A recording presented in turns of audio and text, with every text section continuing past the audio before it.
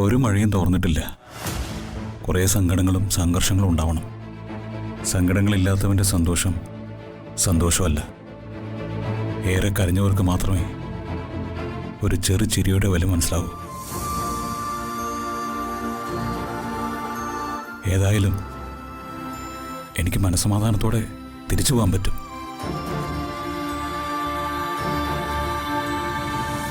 തിരുമേനി, പൂജ തീരുകയല്ലേ? ഇനി ഒരു പൂജ കൂടിയുണ്ട്, സർവമംഗള പൂജ. അതോടെ ഈ പൂജ ഐശ്വര്യപൂർവ്വം സമാപിക്കുന്നു. ആ പൂജ കൂടി കഴിയുമ്പോ എല്ലാ അർത്ഥത്തിലും മീനാക്ഷി കാർത്തികിന്റെ ഭാര്യയാകും. അവൻ അവളെ അംഗീകരിക്കുകയും ചെയ്യും. അല്ല, അംഗീകരിച്ചല്ലോ.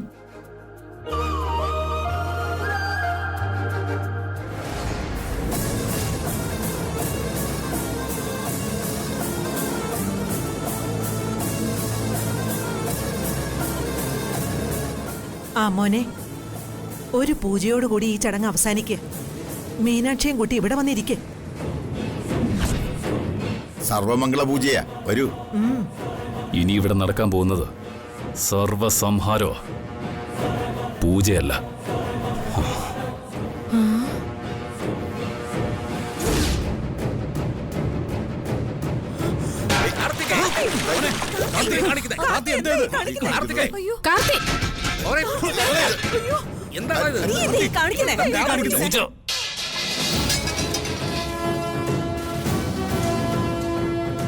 ഇവന് ഭ്രാന്ത, ഇവന് ചങ്ങലക്കിടണം മോനെ, അല്ലെങ്കിൽ ഉളം പറയിൽ കൊണ്ടാക്കണം ഇവനെ. എനിക്ക് ഭ്രാന്ത.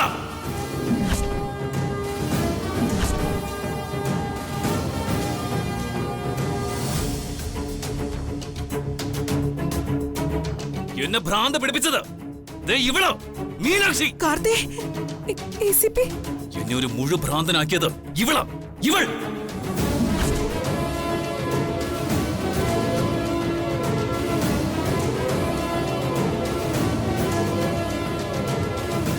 ഇവളെന്ത് തെറ്റ് ചെയ്തു?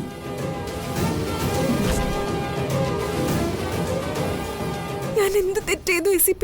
നീ ഒരു തെറ്റും ചെയ്തില്ലല്ലേ? നിനക്കൊന്നും അറിയില്ല അല്ലേടി?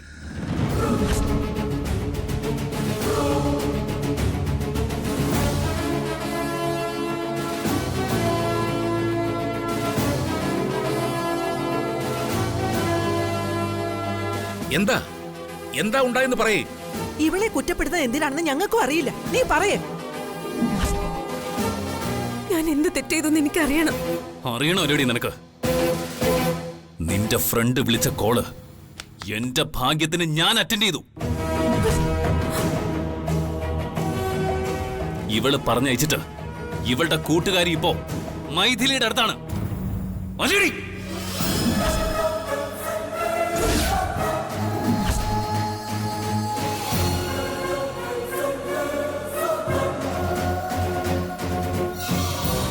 മൈഥിലിയെ ഒളിപ്പിച്ച് താമസിപ്പിച്ചിരിക്കുക ഇവള്.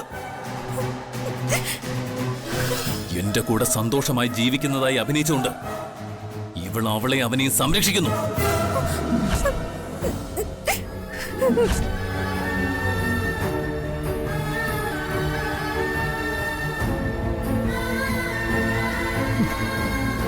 ദുഷ്ടേ. ACP, എന്നെ കേൾക്കുന്ന. മിണ്ടരുത് നീ. എന്റെ ജീവിതം തകർത്തിട്ട് നീ ഇവിടെ ആഘോഷിക്ക.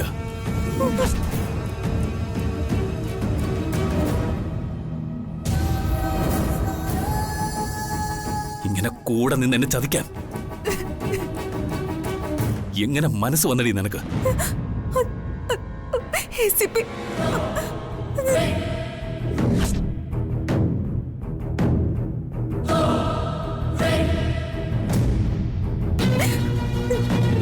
പറയുന്നൊന്ന് കേക്ക് ACP. ഒരക്ഷരം ഞാൻ കേൾക്കില്ല.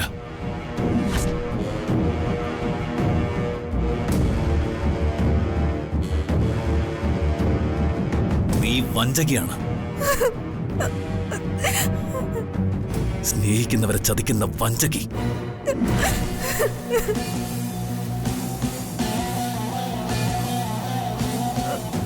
നിന്നോട് ഒരിക്കലും ഞാൻ ക്ഷമിക്കില്ല. ആരൊക്കെ എനിക്കെതിരെ വന്നാലും എന്നെ ചതിച്ച ഇവളെ ഞാൻ വെറുതെ വിടില്ല. ഇവളെ ഞാൻ അവസാനിപ്പിക്കും.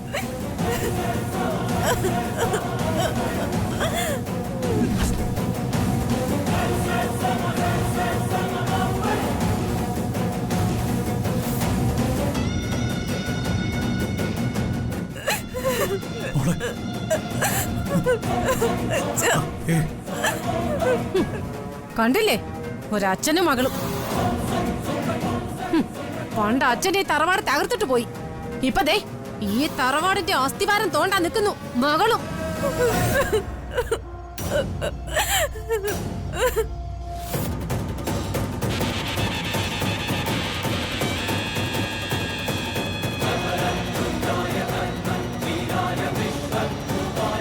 എന്റെ മകനെ കരയിപ്പിച്ച ഈ വിഷവിത്തിനെ ഞാൻ ഇല്ലാതാക്കും. ഇതേ ഈ സാവിത്രിയാ പറയുന്നത്. ഓർത്തോ എല്ലാവരും?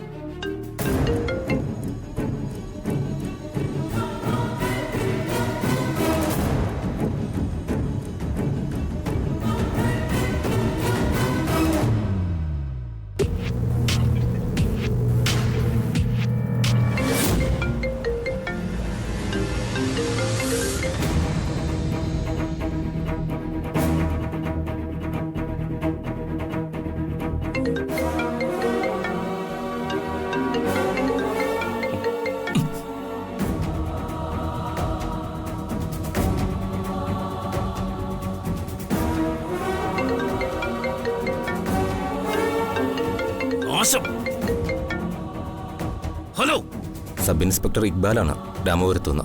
പറയൂ സാർ, ആ വൈശാഖനെയും മൈഥിലിയെയും കണ്ടെത്തിയിട്ടുണ്ട്.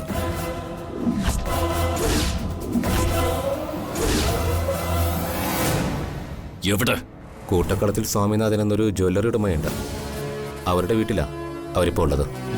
ഒരു കാരണവശാലും ഇത്തവണ അവര് മിസ്സാവാൻ പാടില്ല. വേഗം അവരെ ഫോളോ ചെയ്യുക. ഞാനിതാ എത്തി.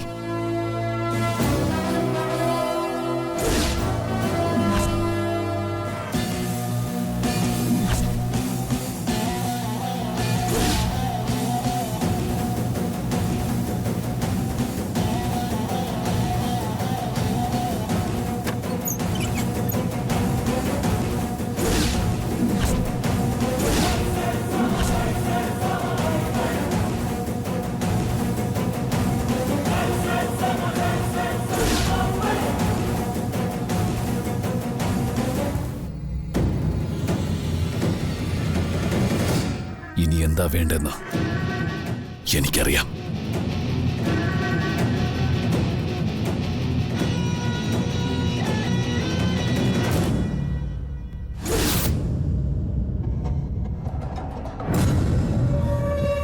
എന്ത് ചെയ്യടാ? എനിക്കറിയില്ലടി. ഇയാളെ കണ്ടപ്പോഴേ അന്ന് ഞാൻ നിന്നോട് പറഞ്ഞതല്ലേ ആളൊരു വൃത്തികെട്ടവനാണെന്ന്. ഇവൻ ഇത്ര ദുഷ്ടനാണെന്ന് ഞാൻ അറിഞ്ഞില്ല എന്റെ മൈഥിലി. ഒന്നല്ല, പല പ്രാവശ്യം ഞാൻ നിന്നോട് പറഞ്ഞതാ. അപ്പോഴൊക്കെ നീ പറഞ്ഞു ഇയാളൊരു പുണ്യാളനാണെന്ന്. ഇതിപ്പോ നമ്മൾ ഇയാളുടെ മുമ്പിൽ പെട്ടിരിക്കുക. എങ്ങനെ രക്ഷപ്പെടാൻ പറ്റുമെന്ന് ആലോചിച്ചുകൊണ്ടിരിക്കുക ഞാനിവിടെ. നമുക്കങ്ങ് ഓടി രക്ഷപ്പെട്ടാലോ? എടീ, അതൊരു ബുദ്ധിയൊന്നും അല്ല. ആള് നല്ല സ്ട്രോങ്ങാ. ചിലപ്പോ ഗുണ്ടകളെ വരെ അറേഞ്ച് ചെയ്തിട്ടുണ്ടാവും. പിന്നെ ഇനി എന്ത് ചെയ്യൂടാ? എങ്ങനെ ഈ സിംഹക്കൂട്ടിൽ നിന്ന് രക്ഷപ്പെടാൻ പറ്റുമെന്ന വഴി ആലോചിക്കായിരിക്കും രണ്ടുപേരും, അല്ലേ?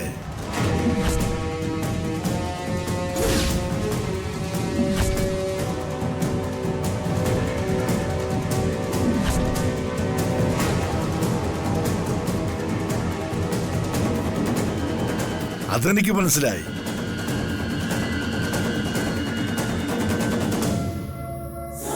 അത് എങ്ങനെ മനസ്സിലായെന്ന് ചോദിച്ചാല് അത് ഏത് പൊട്ടനും മനസ്സിലാവുന്ന കാര്യമാണ്.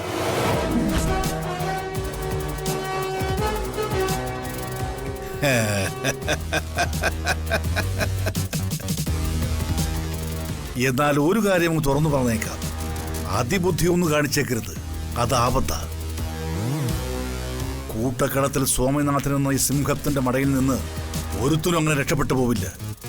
അഥവാ രക്ഷപ്പെടാൻ ശ്രമിച്ചാൽ അത് മരണത്തിലേക്കുള്ള യാത്രയായിരിക്കും.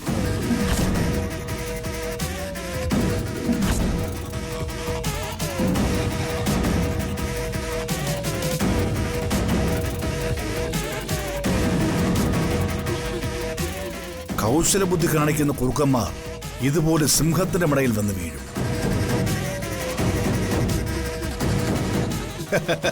അതാണ് ഇവിടെ കണ്ടത്. സ്വാമിനാഥൻ സാറേ, ദയവ് ചെയ്ത് ഞങ്ങളെ വെറുതെ വിടണം.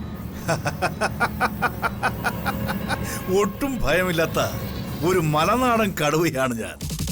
ഇരയുടെ കഴുത്തിൽ കടാര പോലുള്ള പല്ലുകൾ താഴ്ന്നിറങ്ങുമ്പോ കടുവയുടെ മുഖത്തുള്ള ഭാവം കണ്ടിട്ടില്ലേ? അതാണ് കൂട്ടക്കടത്തിൽ സ്വാമിനാഥൻ. എനിക്കാരോടും ഒരു കാരുണ്യവുമില്ല. ഞാൻ ദാനശീലനായ മാവേലിയാണെന്നൊക്കെ നുണ പറയും. അല്ല, ഞാൻ നരകാസുരനാ.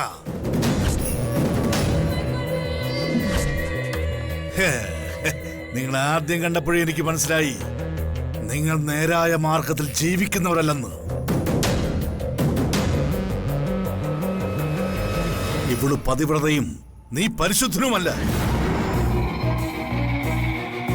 മാന്യനായ ഒരു പോലീസ് ഓഫീസറുടെ ജീവിതം തകർത്ത് അവന്റെ കുടുംബവും നശിപ്പിച്ച് മുങ്ങിയവരാ രണ്ടുപേരും.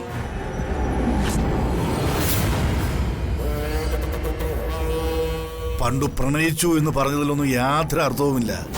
മറ്റൊരാളെ കല്യാണം കഴിച്ചു കഴിഞ്ഞാൽ അവൾ അയാളുടേതായി. അങ്ങനെ നിന്നെ ജീവന തുല്യം സ്നേഹിച്ച ആ പാവം മനുഷ്യന്റെ ഹൃദയത്തിൽ കൂടം കൊണ്ടടിച്ച് ഈ മരവാഴയോടൊപ്പം ഇറങ്ങി പോയവളാണ് നീ.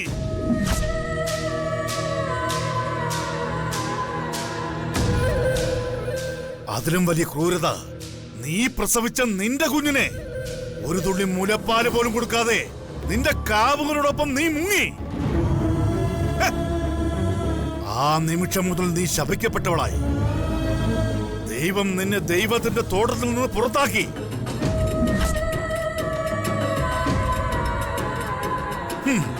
വന്നുപെട്ടത് ഈ പിശാചിന്റെ തോട്ടത്തിൽ.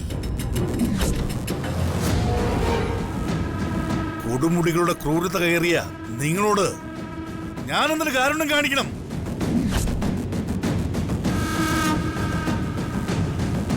സ്വർണക്കടക്കാരൻ സ്വാമിനാഥൻ ഒരു സ്വർണ വലയുള്ള ചിലന്തിയ. ഞാൻ വിരിച്ച വലയിൽ വന്നുപെട്ട രണ്ട് പ്രാണികളാ നീയും ഇവനും. നിന്റെ ഭർത്താവിനോടും കുഞ്ഞിനോടും നീ കാണിക്കാത്ത മനസാക്ഷി ഞാനെന്തിനു കാണിക്കണം? അപ്പൊ എന്ത് പറയുന്നു?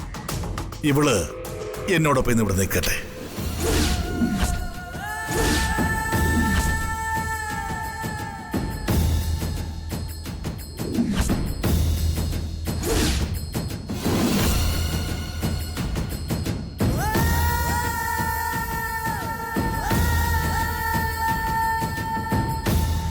നാളെ നിനക്ക് ഇവിടെ കൊണ്ടുപോകാം.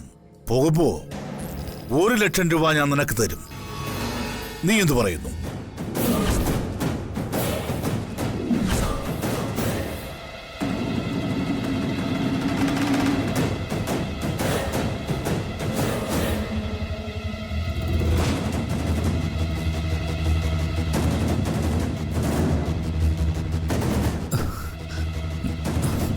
സാറേ, ഞാൻ സമ്മതിച്ചിരിക്കുന്നു.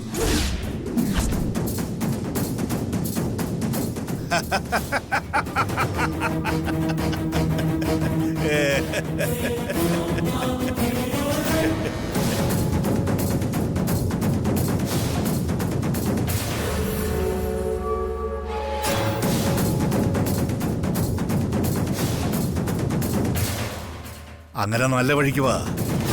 ഞാൻ അകത്ത് കാത്തിരിക്കും.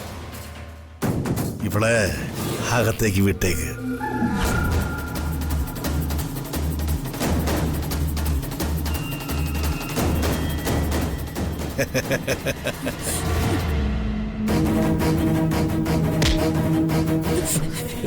എടാ ദ്രോഹി, എന്റെ ശവം കൊണ്ട് നീ അടങ്ങുമല്ലേ? പോരെടാ. നിനക്കറിയാം, ഈ വീടിന് ചുറ്റും പോലീസ് വളഞ്ഞിരിക്കുവാണ്.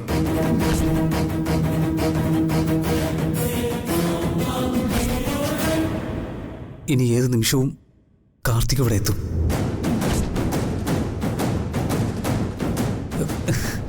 എടീ, മരണമല്ലാതെ മറ്റൊന്നും മുന്നിലില്ല.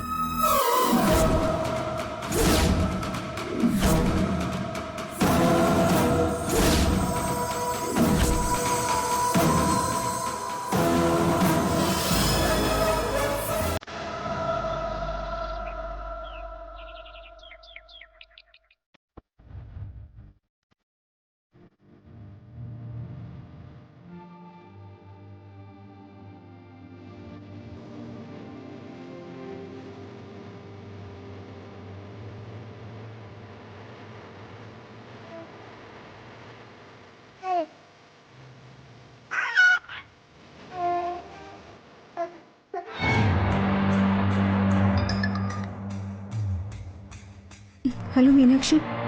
ഇവിടെ ആകെ പ്രശ്നമായിരിക്കേ രേഷ്മേ. ഇവിടെയും പ്രശ്നമാ. പോലീസ് ഉണ്ട്. എന്ത് ചെയ്യും? കാർത്തിക്കാണ് ഫോൺ എടുത്തെന്ന് എനിക്ക് അറിയില്ലായിരുന്നു മീനാക്ഷി. കാർത്തിയും ആകെ തെറ്റിദ്ധരിച്ചിരിക്കേ രേഷ്മേ. ഞാൻ ആ മൈഥിലിയും വൈശാഖിനെയും പ്രൊട്ടക്ട് ചെയ്യുവാണെന്ന കാർത്തിയുടെ ധാരണ. എന്ത് ചെയ്യും മീനാക്ഷി? എന്തായാലും നീ അവിടെ നിൽക്കണ്ട, വേഗം മാറിക്കോ. ബാക്കി വിവരങ്ങളും ഞാൻ പിന്നെ അറിയിക്കാം.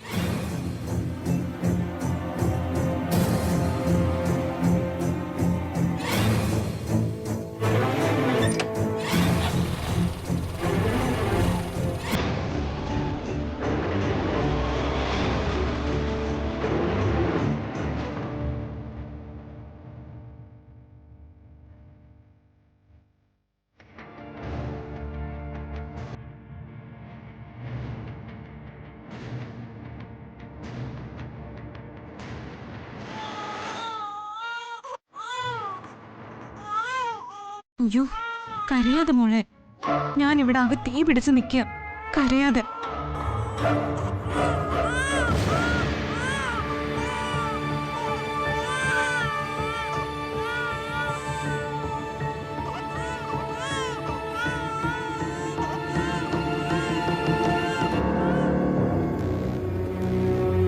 ഞാൻ ഇനി ACPയുടെ തെറ്റിദ്ധാരണ എങ്ങനെ മാറ്റിയെടുക്കും?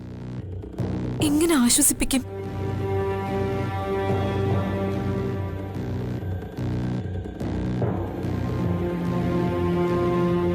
വീണ്ടും എല്ലാം കുഴഞ്ഞല്ലോ എന്റെ ദൈവമേ.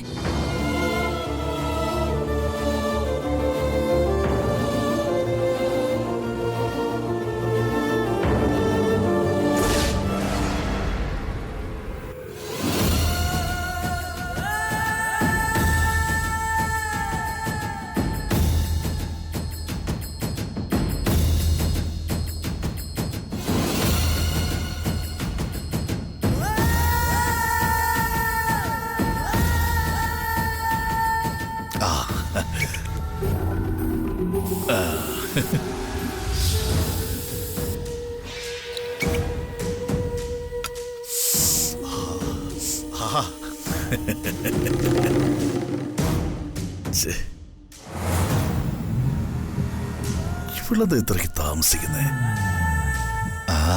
വരുമായിരിക്കും.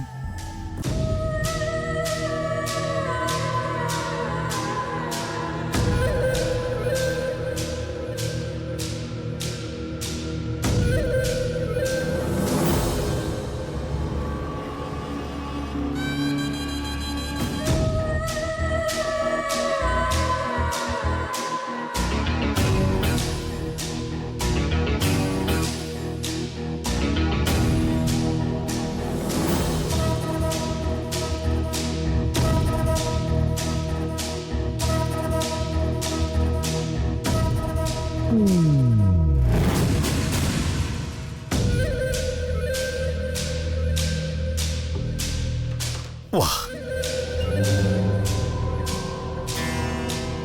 വാ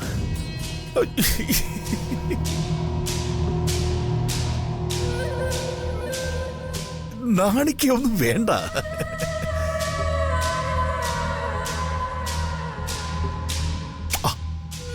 കേറി വാ.